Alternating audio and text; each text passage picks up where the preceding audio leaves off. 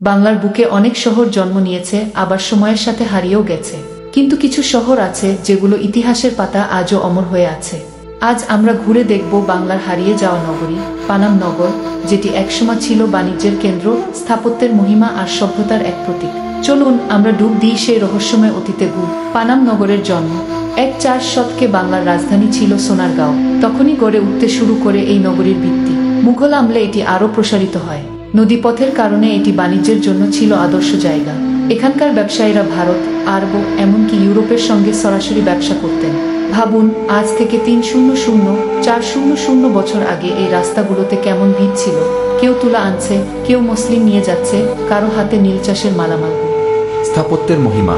পানাম নগরের বাড়িগুলো সাধারণ নয়, এগুলো ইউরোপীয় রীতির স্থাপত্যে তৈরি করা।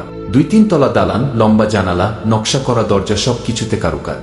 আজও প্রায় 500টি বাড়ি দাঁড়িয়ে আছে, যেগুলো দেখলে বোঝা যায় কত উন্নত মানের ছিল এই শহর। স্বর্ণযুগ। পানাম নগরের খ্যাতি সবচেয়ে বেশি ছিল মসলিন আর তুলা ব্যবসার জন্য। এখানে বসবাস করতেন ধনী হিন্দু ব্যবসায়ীরা, যাদের অনেকেই জমিদারও ছিলেন।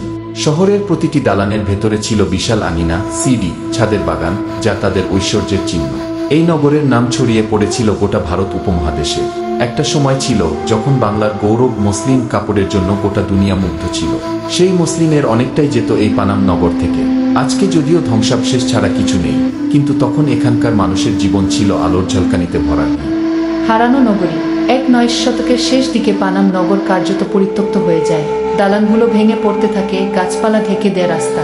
চোর, ডাকাত আর দখলদাররা জায়গা দখল করে নিতে থাকে। ফলে এক সময়কার গৌরব নগরী পরিণত হয় ধ্বংসস্তূপে। বর্তমানের পানাম নগর আজ এটি বাংলাদেশের প্রত্নতত্ত্ব বিভাগের অধীনে সংরক্ষিত। দেশি বিদেশি পর্যটক প্রতিদিন আসেন ইতিহাস ছুঁতে। যদিও অনেক ভবন ভগ্নপ্রায়, তবুও যে কয়েকটি বাড়ি আছে তা প্রমাণ করে দেয় এর অতীত গৌরব। পানাম নগর এখন ছবি তোলার, ইতিহাস জানার এবং রহস্য অনুভব করার জায়গা। আপনি যদি কখনো পানাম নগরে যান, তবে হয়তো শুনতে পাবেন পুরনো দেয়ালের ফাঁক থেকে ভেসে আসা হারানো মানুষের কণ্ঠস্বর, যারা একসময় হাসি খুশি নিয়ে বাস করতেন এখানে। আউট্রো। পানাম নগর শুধু একটি ধ্বংসাবশেষ নয়, এটি এক হারিয়ে যাওয়া গৌরবের প্রতীক। একসময় যেখানে আলো, বাণিজ্য আর জীবনের উচ্ছ্বাস ছিল, আজ সেখানে নিস্তব্ধতা। কিন্তু ইতিহাস কখনো মরে না, এখনো সেই নগরী দাঁড়িয়ে আছে, সময়ের সাক্ষী হয়ে। আপনি কি কখনো গিয়েছেন পানাম নগরে? আপনার অভিজ্ঞতা আমাদের জানাতে ভুলবেন না। আর ইতিহাসের আরও অজানা গল্প জানতে চান, তবে চ্যানেলটি সাবস্ক্রাইব করে পাশে থাকুন। আশা করি ভিডিওটা আপনাদের ভালো লেগেছে। যদি ভালো লেগে থাকে তাহলে অবশ্যই একটা লাইক দিন, বন্ধুদের সাথে শেয়ার করুন, আর নতুন নতুন ইতিহাস জানতে আমাদের চ্যানেলটি সাবস্ক্রাইব করে পাশে থাকুন। আর হ্যাঁ, আপনার মতামত জানাতে কমেন্টে লিখে জানান। আপনার কমেন্ট আমাদের জন্য অনেক মূল্যবান।